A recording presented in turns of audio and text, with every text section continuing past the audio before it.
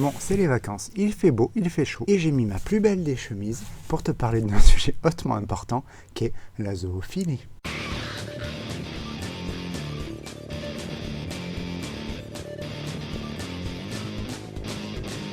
Bon, petit contexte de la vidéo, je suis sur des groupes Facebook de psy. Et un collègue, a posé une question sur un patient zoophile. Donc je me suis dit, bon, ben, autant me renseigner, je ne suis jamais allé voir sur les articles scientifiques ce qu'ils en disaient. Et je me suis dit que ça serait rigolo de vous donner ce que l'on sait sur la zoophilie, parce qu'en fait, de toute façon, comme je vais vous dire, il n'y a pas grand-chose dessus sur les articles scientifiques. Bon, on va être clair. J'ai la flemme de faire des dessins et de filmer correctement aujourd'hui. Alors je vais profiter de mon petit repas pour te donner les infos que j'ai récoltées. Mais sache que l'on ne sait pas grand-chose dessus et je m'en vais t'expliquer pourquoi. Alors, qu'est-ce qui se passe dans la recherche? T'as un mec qui trouve un cas chelou en santé, donc il fait un article pour dire « Ouh là là, ce cas est bien bizarre », comme l'a fait monsieur Alois Alzheimer, quand il a vu un premier cas, il s'est dit « c'est peut-être Alzheimer ». Ensuite, t'as d'autres personnes ou lui qui voient d'autres personnes dans ce cas et qui font des analyses descriptives. Ils essaient juste de décrire ce qui se passe. Une fois qu'ils ont décrit ce qui se passe, il faut qu'ils se mettent d'accord sur un nom, une classification, et exactement sur ce qu'ils sont en train d'observer. Et là, tu vois, c'est où on en est à peu près pour le deuil prolongé, où les gens se bataillent un peu pour savoir comment le décrire. Ensuite, on a des expériences qui permettent de faire des théories sur comment se crée le problème. On en déduit des thérapies. Et quand au bout d'un moment on fait plus de progrès et qu'on stagne au niveau de tout ça, on se remet à faire plein d'expériences et tout pour essayer de comprendre autrement. Et c'est comme ça que les théories deviennent de mieux en mieux et progressivement s'améliorent. C'est un peu ce qui arrive aux troubles paniques actuellement. Ça fait des années qu'on est bloqué à 80% de soins et les mecs qui commencent à se dire dans les articles « on loupe quelque chose, il va falloir se voir les choses autrement ». Et tout ça, évidemment, le but c'est d'arriver à 100% de soins ou une réduction du handicap, ce qui en psychologie, on va être honnête, n'existe pour aucun problème encore. Donc pour la zoophilie, on en est là. Ce qui fait qu'on sait quasiment rien. Et tout ce que je vais te dire va concerner que la vision et les interrogations de quelques chercheurs, psychologues ou médecins.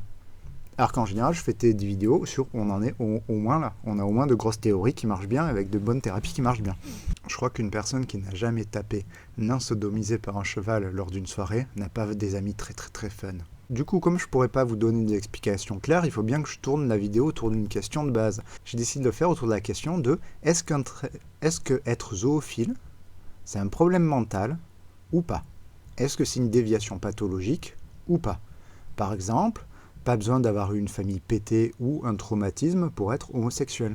Il y a des marqueurs génétiques assez forts de ça. Par contre, oui, effectivement, quand tu violes des femmes en boucle, il y a quand même assez de données maintenant pour voir que le mec, il a quand même un problème à la base. Soit des problèmes de capacité neuro, soit une enfance de merde. Bon, avant de commencer, on va déjà définir ce que c'est l'orientation sexuelle. Donc j'ai pris une définition large, parce que là, déjà, ça mériterait 15 ans de débat sur ce que c'est l'orientation sexuelle. Donc moi, j'ai pris la définition que j'ai mis. Tu vas lire l'article de Céto dans la description, ben c'est sa description. Alors je vais la lire, parce qu'en fait, je ne la retiens pas par cœur. Alors, c'est avoir une tendance sexuelle stable dans le temps pour un certain type de stimuli, que cela soit en termes d'excitation, d'attirance, de fantasme ou d'intérêt global. Voilà. Et quand les stimuli sortent de la norme, comme par exemple la zoophilie, on appelle ça une paraphilie. Et dans l'article en bas de Céto, il y a plein de paraphilies différentes, si tu veux voir tous les types qu'il y a. Sachant que j'ai découvert des trucs de fou, il y a ce qu'on appelle l'autopédophilie, c'est-à-dire que des gens sont attirés sexuellement par eux-mêmes quand ils étaient enfants. Oui, ça existe. Aussi, je me dédouane complètement de la question de la légalité de l'acte zoophile, parce que d'un côté, tu as les gens qui disent « Oui, j'ai le droit de me marier avec mon âme parce que je suis amoureux de lui et que je le trouve attirant sexuellement. » Et il y en a d'autres qui disent « Ah, mais c'est un peu de la maltraitance animale. » Ce qui se comprend un peu, parce que entre ouf et ouf, je sais pas trop lequel veut dire « Je veux faire l'amour avec toi ». Je te laisse réfléchir. Du coup, je vais faire une vidéo avec les arguments pour, c'est juste une orientation sexuelle différente des autres, la zoophilie, et ensuite une argumentation plutôt contre, c'est-à-dire, en fait, ce serait plutôt une pathologie, la zoophilie. Donc, on va commencer par les arguments, ce n'est qu'une orientation sexuelle différente. Donc, le premier, c'est que comme dans toutes les orientations sexuelles, en fait, les gens sont amoureux des gens dont ils sont attirés. Donc, quelqu'un qui couche avec son chien, la plupart des zoophiles disent parce qu'ils sont amoureux. Il y a même des zoophiles qui ont une relation exclusive avec tel ou tel animal. Et quand ils couchent avec un animal, ils ne veulent pas coucher avec un autre. Et ils sont jaloux que leur animal fasse des câlins à d'autres personnes. D'ailleurs, il faudra différencier les bestialistes, c'est-à-dire ceux qui cherchent des plans cul avec les animaux, et les zoophiles, qui eux ont des sentiments pour les animaux. C'est pas la même chose. Donc en fait, comme chez hétéro, homosexuel, bisexuel, tu as ce sentiment amoureux qui est présent dans la relation et dans l'orientation sexuelle. Après, si tu veux les stats, c'est surtout des chiens et des chevaux que les zoophiles aiment. Alors, c'est plutôt des chiens en général parce que les chevaux coûtent plus cher, et ça coûte aussi moins cher que les hamsters, dont le coût en Chatterton est assez élevé. Deuxième argument, l'apparition de l'attraction pour les animaux apparaît à l'adolescence, au moment de la puberté, quand effectivement tous les autres types d'orientation sexuelle se développent. Et là par contre il y a une petite nuance, c'est qu'on a remarqué que chez les zoophiles il y a une sorte d'attraction émotionnelle, ça veut dire qu'ils se sentent très attirés par les animaux avant d'avoir de l'attirance sexuelle pour les animaux. Est-ce que quand tu es véto, tu as un côté zoophile? Peut-être, je sais pas. Les vétos c'est des zoophiles refoulés. Donc troisième argument, c'est l'argument des fantasmes et de l'attirance sexuelle. C'est-à-dire qu'en fait, quand ils se masturbent, les zoophiles, ils pensent à des animaux. Bon, ça arrive qu'il y ait des zoophiles qui soient bi, c'est-à-dire qu'ils aiment les animaux et les humains. Et, chose très importante, avant d'avoir des relations sexuelles avec leur animal favori, ils ont des fantasmes concernant les animaux. C'est-à-dire qu'en fait, ce n'est pas le fait d'avoir couché ou d'avoir eu des trucs bizarres avec des animaux qui fait qu'on commence à les aimer. C'était qu'on les aimait avant d'avoir fait l'acte. C'est-à-dire qu'on était attiré sexuellement avant d'avoir fait l'acte, et que ça nous excitait sexuellement avant l'acte. Il y a même des zoophiles qui sont dégoûtés à l'idée de coucher avec des êtres humains. Comme par exemple, si tu es un homme hétérosexuel, tu peux être dégoûté à l'idée de te faire enculer. Et comme dans toutes les autres orientations, la personne peut décrire exactement ce qui lui plaît chez l'autre. Est-ce que c'est la croupe? Est-ce que c'est l'odeur? Est-ce que c'est la fourrure? Tiens, je me demande d'ailleurs si ma coiffure actuelle attirerait pas mal les zoophiles. Quatrième argument qui fait que ça ressemble beaucoup à une autre orientation sexuelle, c'est pas par dépit que les gens ils se tournent vers les animaux. Si on prend les facteurs, il y a une étude par exemple qui a sorti les facteurs, je vais te lire les facteurs.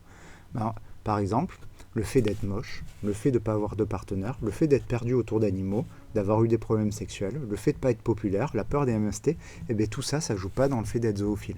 Bon, c'est qu'un sondage, ça vaut ce que ça vaut. Je t'ai dit, on connaît pas grand-chose. Et les deux facteurs qui reviennent le plus sont en fait les facteurs qu'on retrouve dans toutes les orientations sexuelles. C'est pourquoi je couche avec mon animal. D'une part, je l'aime, voilà, et d'autre part, il m'attire sexuellement. Comme toutes les autres orientations. Donc, en argument pour, c'est juste, t'es comme ça, un peu comme un homosexuel. Mais on a surtout des comparaisons avec les autres orientations sexuelles. Et des comparaisons pour chercher les points communs avec les autres. Et si on prend une définition large de l'orientation sexuelle, en fait, ça serait une orientation sexuelle comme une autre. Bizarre, mais comme une autre. Maintenant, comme je t'ai dit, il y a des arguments aussi pour dire, oula, petit zoophile, tu as un problème. Il y a quelque chose de pas net qui tourne dans ta tête. Donc le premier point, on va voir, attends, je déroule parce qu'il faut quand même que je suive un peu mon plan. C'est la recherche très forte d'amour inconditionnel chez les zoophiles, ce qui est un peu étrange. Bon, je t'explique. Toi, tu as sûrement envie que les gens ils t'aiment. Voilà, tu as envie que tes proches ils restent proches, pas qu'ils te rejettent. Voilà. Mais par contre, tu es capable de comprendre que cet amour est sous condition. C'est-à-dire, si tu deviens un gros connard, les gens ils vont se barrer. Voilà. Chez des relations humaines adultes plutôt saines, il y a du donnant-donnant. Voilà. L'amour n'est pas inconditionnel. D'ailleurs, c'est même assez malsain, certains amours inconditionnels, où des gens te défoncent et t'en font baver, mais tu restes accroché à eux. En général, ça finit soit par un meurtre, soit chez le psy.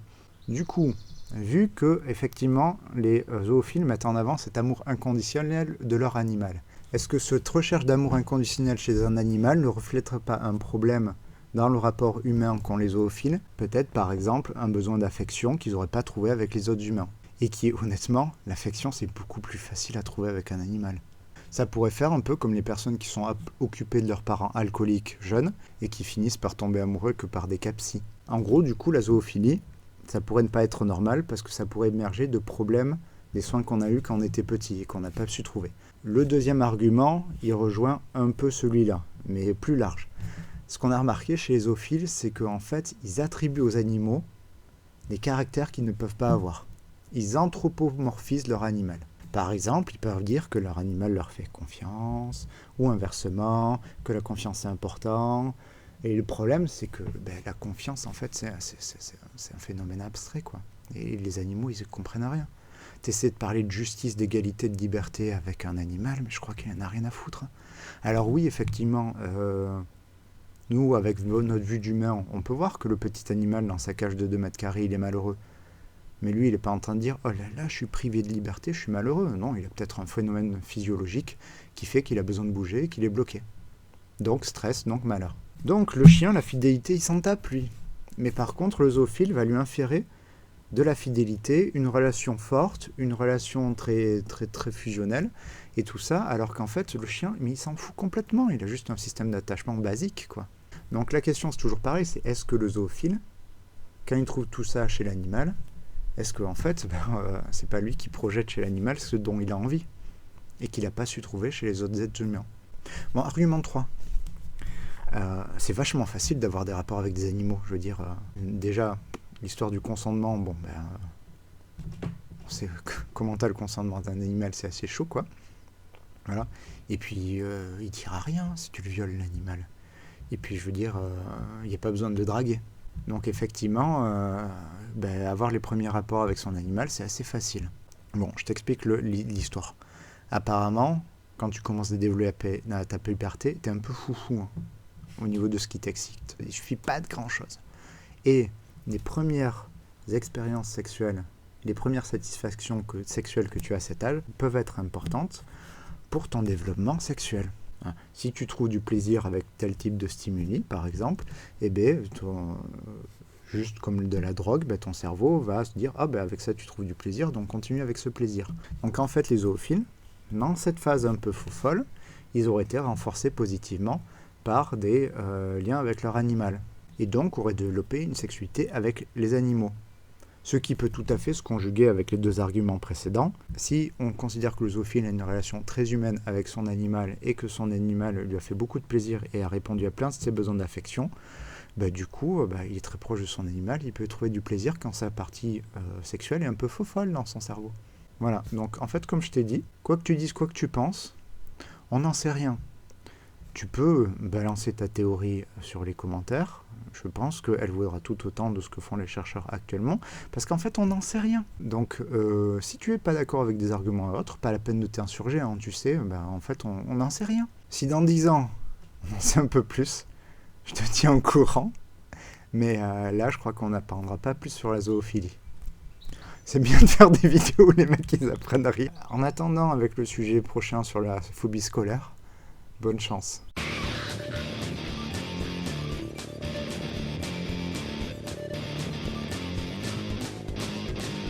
D'ailleurs, en cherchant des infos sur les zoophiles, j'ai découvert que les blessures anales dues à un animal qui te pénètre sont à peu près les mêmes que quand tu te fais fister les fesses.